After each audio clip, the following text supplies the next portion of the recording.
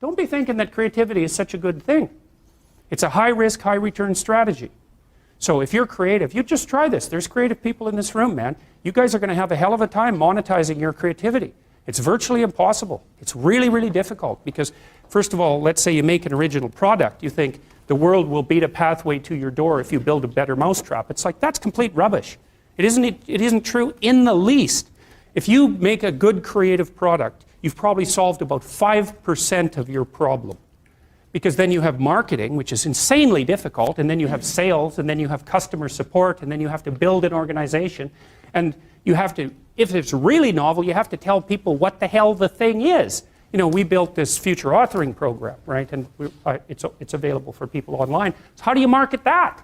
No one knows what that is, and that's a real problem. If you write a book, well, then you have the problem that another million people have also written a book. But if you produce something that's completely new and doesn't have a category, people can't search for it online. How are they going to find it?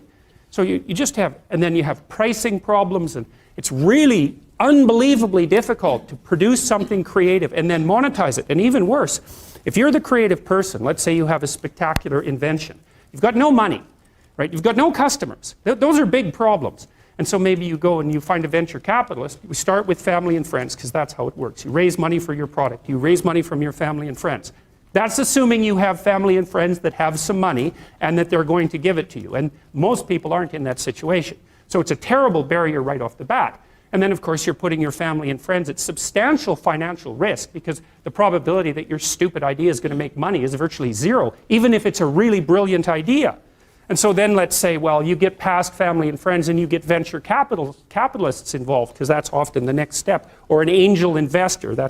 There's steps in building a business. Family and friends, angel investor, that's some rich guy that you've happened to meet, some man or some way who's into this sort of thing and is willing to provide you with some money to get your product off the ground. Well, how much of your product is that person going to take? Well, most of it. Most of it.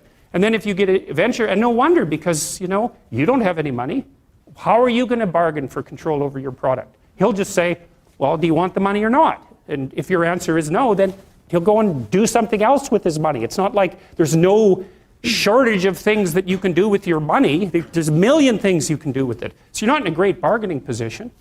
And then if you get venture capitalists involved, they'll take another big chunk, and maybe if they're not very straight with you, they'll just throw you out. Because maybe by that point in the company's development, you're nothing but a pain in the neck. Because what do you know about marketing and sales and customer service and building an organization and running a business? Like, you don't have a clue, so why do they need you? So even if you're successful at generating a new idea and you put it into a business, the probability that you, as the originator of the idea, are going to make some money from it is very, very low. So don't be thinking that creativity is something you would want to curse yourself with. Now, you know, it's not all bad because it opens up avenues of experience for creative people that aren't available to people who aren't creative. But it definitely is a high-risk, high-return strategy. You know, so the overwhelming probability is that you will fail. But a small proportion of creative people succeed spectacularly. And so it's like a lottery in some sense. You're probably going to lose. But if you don't lose, you could win big. And that keeps a lot of creative people going. But also, they don't really have much choice in it. Because if you're a creative person, you're like a fruit tree that's bearing fruit. So you don't really have, you can suppress it, but it's very bad for you. You know, the creative people I've worked with is if they're not creative, they're miserable. So they have to do it. But, and you know, there's real joy and pleasure in it and psychological utility. But that doesn't necessarily mean that it's an intelligent, it's certainly not a conservative strategy for moving forward through life. So, and you know, whenever I talk to people who are creative, and you guys should listen to this because I know what I'm talking about.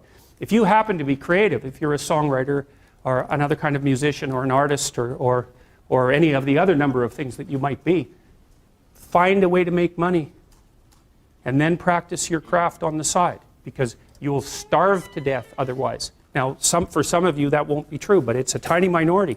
Your best bet is to find a job that will keep body and soul together and parse off some time that you can pursue your creative thing, because then, well, as a long-term strategy, a medium to long-term strategy, it's a better one.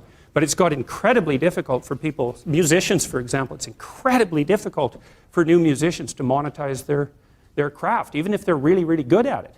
So well, so anyway, so don't be, so I say, well, everyone's not creative, and everybody goes, oh, that's terrible. It's like, it's not so terrible. It's not self-evident that you would curse someone with high levels of creativity.